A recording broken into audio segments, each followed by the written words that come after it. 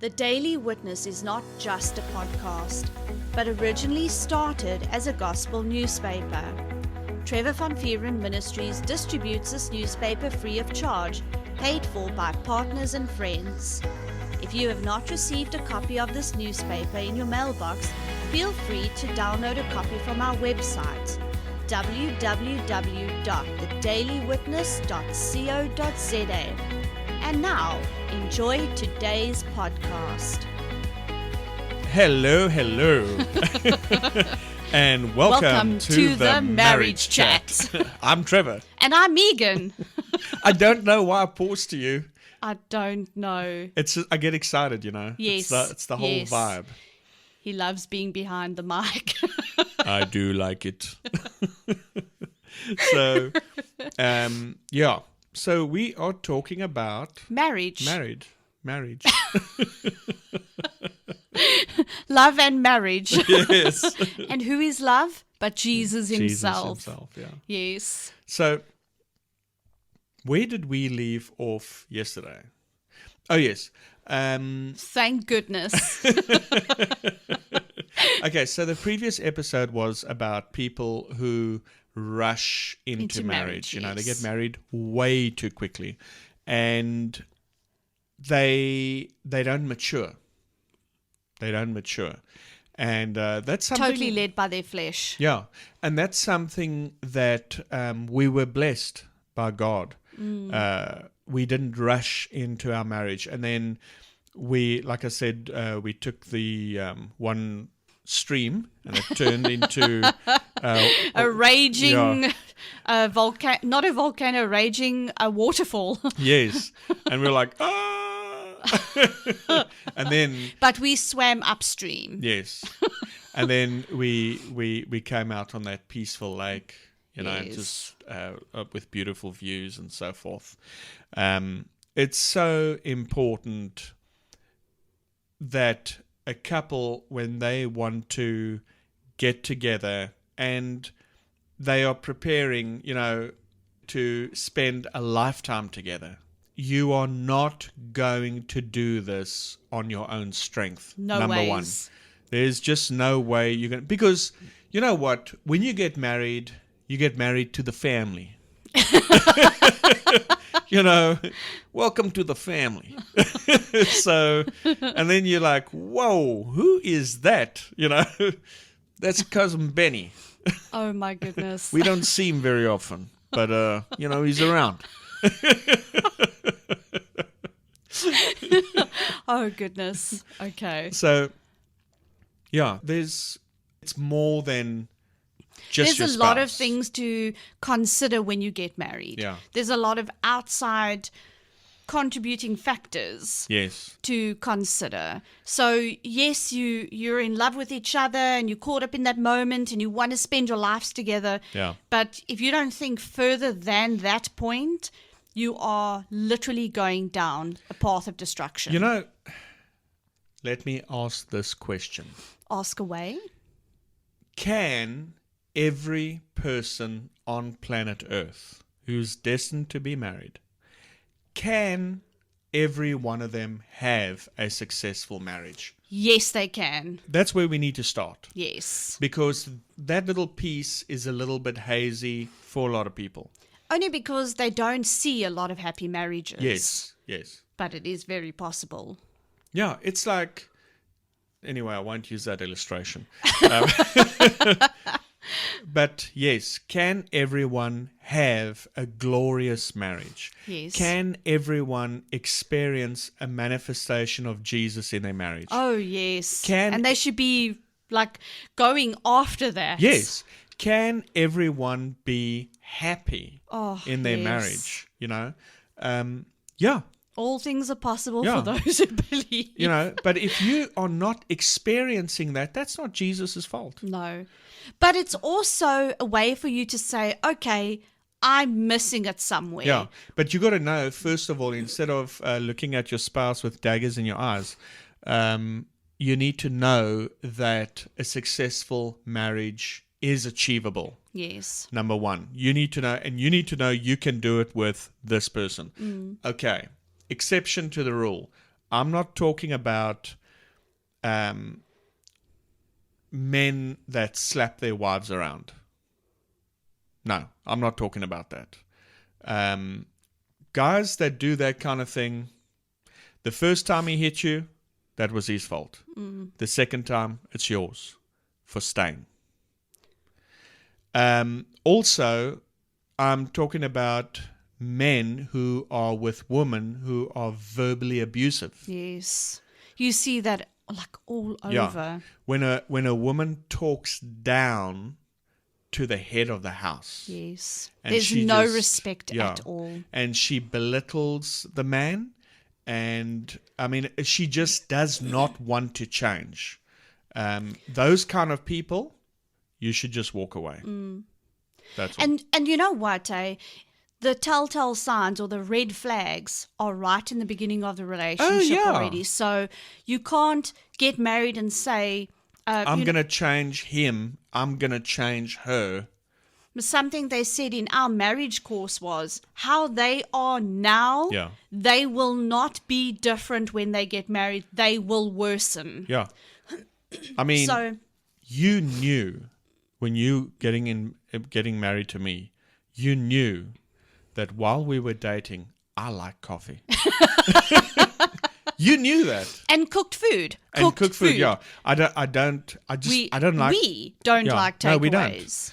And I would okay, just like to add that, Trevor and I he's like the male version of me and Yes. I'm the female version of him. Yes. So we are just perfect for each other. So in this episode, what I want to say was, because we started off so nice yesterday when we said, don't rush into a marriage, Yes. and you need to rough it out first, through that courting stage, because you're going to see signs of immaturity in yourself. Yeah, because we're not always on the No. same level. No, and it's very easy to point out the immaturity in the other person. Of course. But really, I'm talking about you're not going to get rid of everything before marriage, definitely. But what I'm saying is, the major stuff that can make or break you. So can I give you an example? In the beginning stages, when we had that period when we were just clashing on everything, I was very frustrated because I felt like I couldn't get through to you. Yeah. And I remember thinking, why is he like this? Why is he doing this? Why is he saying these things? And then I showed you, there was a stamp that says property of Jesus Christ. Lovey. I said, he made in heaven. No, stop it. And that specific day, I went to God and I just said, Lord, what must I do? I don't know what to do. Yeah. If it's me, tell me. If it's him, show him the way. Because I had watched a teaching from Joyce Meyer years ago where she was talking about how she had this difficult marriage with her husband and she struggled terribly with him for years. I think it was 20 years into their marriage and she was fighting all the time. And God had literally said to her, it's not your husband. It's you, Yeah. And no one wants to hear that. No. But because it's a hard pill to swallow. Yeah. And God said to me, it's you. Yeah. You need to change your way of thinking about him. Yeah. You need to forgive him for things he's said. And it was a process where I had to change myself so that we didn't clash, because we are different in a lot of ways. And the differences were, I suppose it was more of an obstacle for me. I hadn't learned. I wasn't as mature as you were at that stage. And as he was advising me, I could see where I was missing it. Yeah. And I was trying to work the love commandments into my daily life towards you. And it made a huge difference. We would not, clashing moments had started subsiding. Yeah, And I mean, yeah. there's a clear indication who was at fault. So, yes, I was at fault. I was still a bit immature, but I learned a valuable lesson in that. So when things start going downhill, the first thing you should ask is, okay, where am I missing it? Yes. You go to God and you say, Lord, where am I missing it? Don't say, Lord, change my husband. Or if you're not married yet, change my boyfriend. Say, Yes. what can I do from my side first? Yeah. Because love will always, if I can put it this way, love won't blame the other person. Love is always protecting. Love is always striving to be better. So my thing is, I'm striving to be better for you every day. I remember those times where you would tell me and that you were going through 1 Corinthians 13. Yes. And you would read it, and you actually read that daily. Yes, I did. And listen, guys, she's making out like I'm this mature saint. I was not.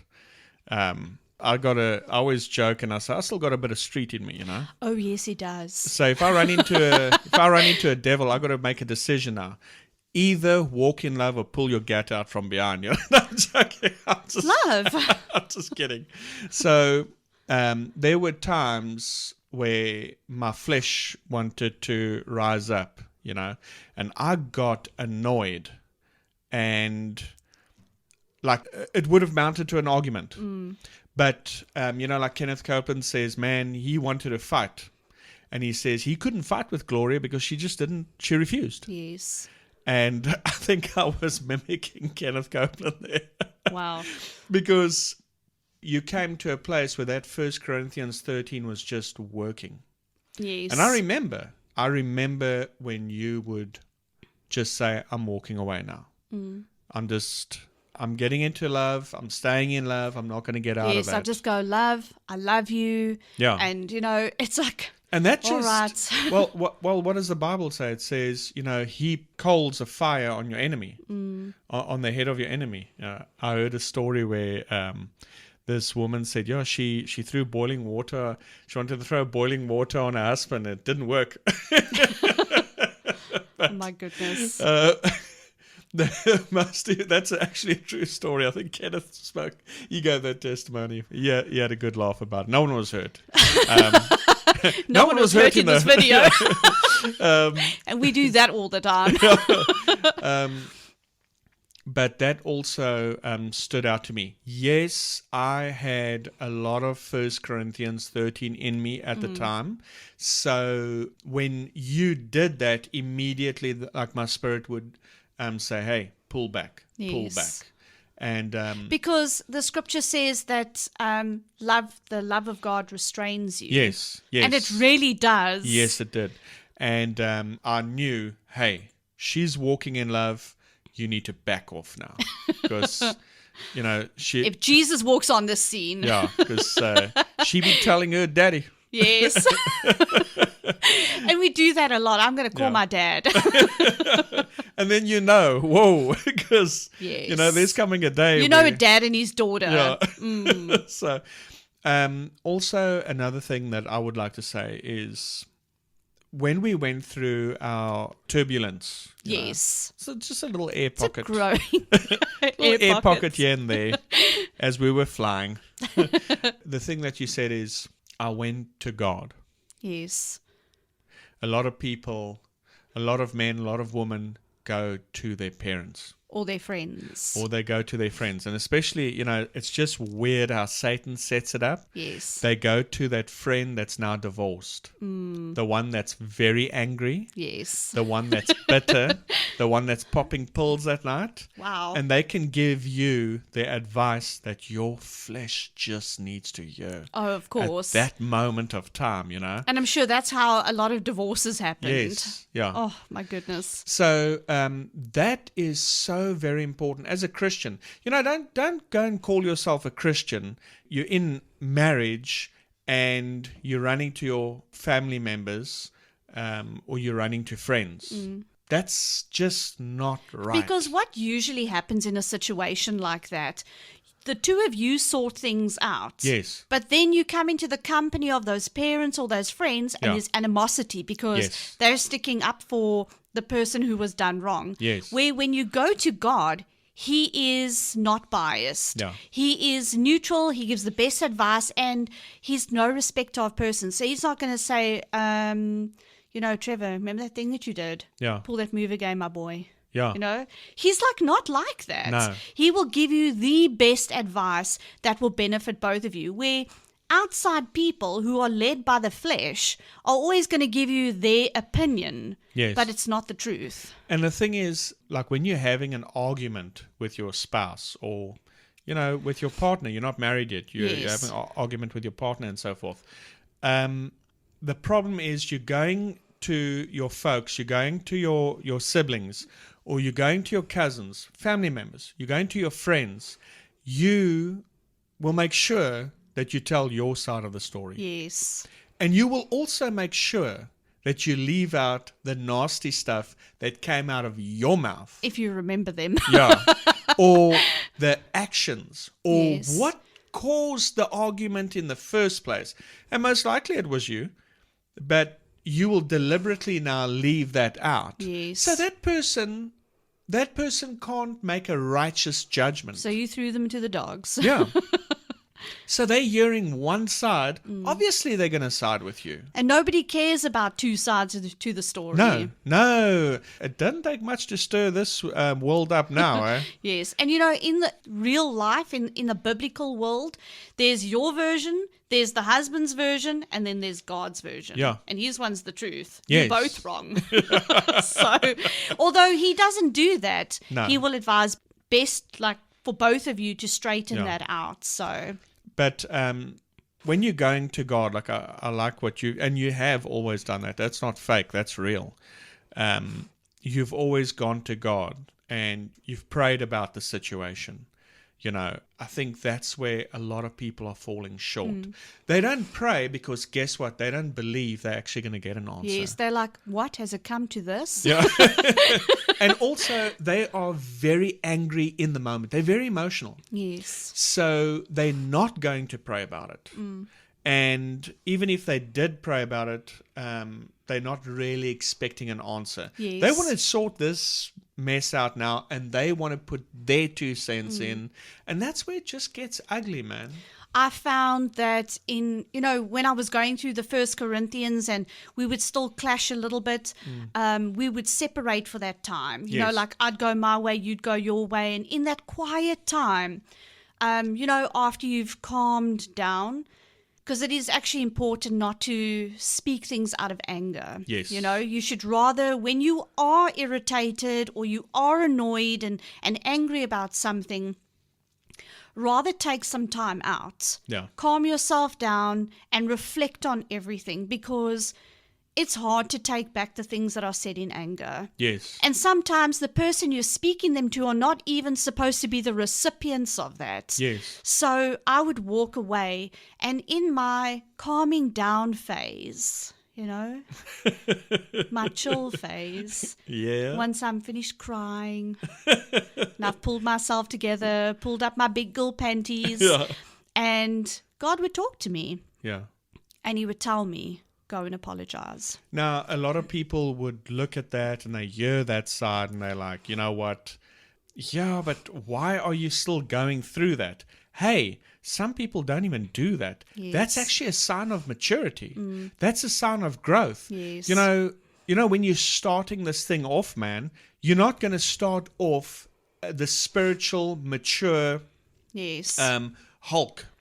exactly. You're not. You've got to develop in it. It's something you're going to grow into. Yes, there's going to be times where you're belly aching. There's going to be times where you're complaining. There's going to be times where you're crying and so forth. What I would say is that, one of the reasons why it was not easy for me to walk away in the beginning was because I knew that God had put us together. So I couldn't walk away. So I stayed locked onto you. Yeah. Even though things got tough, I knew that I had the promise from God that you were for me. Yeah. I know that a lot of people don't have that confirmation. So I'm thinking, if you are in a relationship, you are a Christian, you Yeah. believe that that God is good, I would say take the time out and go before God and say, Lord, is this the person you have set aside for me? Yeah. Because once you are married, marriage is a big deal to God. It's covenant. It's a commitment for all eternity. Yeah. And you can't break a covenant. If you go and do some research on covenant, it's like an eternal thing, and God does not overlook that as something small. Yeah. It's a major thing to him. So if you're married to someone who he hasn't placed you with, he's still fine. That marriage is still important to him. Yes. And if you go to him and ask him for advice on how do I fix this, he will jump on board immediately and help you. Yeah. God is a huge supporter of covenant. Yes. It is huge. And you know what? People see the small side of the covenant. Yes. And they get irritated with each other, annoyed, and there's that little conflict that takes place, and God doesn't see that. He sees the bigger picture. He sees the end from the beginning. Yes. And we don't see things that we should, but we don't see things that way. So what am I saying? A lot of people who walked away from the covenant, a lot of people that divorced, they say the statistics are so high. I'm talking about in the natural. I'm talking about carnal stuff here, man. They say so many people regret it. Oh, later. yes. Absolutely. I've heard that numerous times. Because that anger and that selfishness and that deception making the decisions in the heat of the moment is only temporary. Yes. That all passes. Yeah. And then regret slips in. Yeah. And you're supposed to avoid the regret by just stepping away, taking some time out. Even in a marriage, if you're having problems and you don't know what to do, even if you can just decide, okay, for a week, we are going to just separate for a while so that we can go and hear from God. Yeah. Because he will direct you. I mean, marriage is important, so we must treat it as important like God treats it important. Well, guess what? No, don't even say it. Yeah. So, guys, that was the marriage chat. With Trevor and Megan. That's it. Hope you guys enjoyed it. Stay tuned. And remember, faith comes by hearing. So keep on hearing. Hey everyone, if you enjoyed today's podcast, feel free to let us know by contacting us via our Telegram channel, Trevor van Vieren Ministries, or send us a message on our Facebook account. And if you liked what our ministry is doing, why not partner up with us and sow into God's vision, which is to bring a printed copy of our newspaper to every house in our city. All funds are used to increase the print run and reach more houses with the good news of Jesus Christ. You can sow via our website at www.thedailywitness.co.za. There you will find a tab called Sow into a Vision. If you are inside of South Africa, you can use the option of SnapScan. You can download this app free of charge from Play Store or iTunes. If you are outside of South Africa, you can use our option of Give and Gain. We thank you for your faith and generous support. Remember, we love you and Jesus loves you.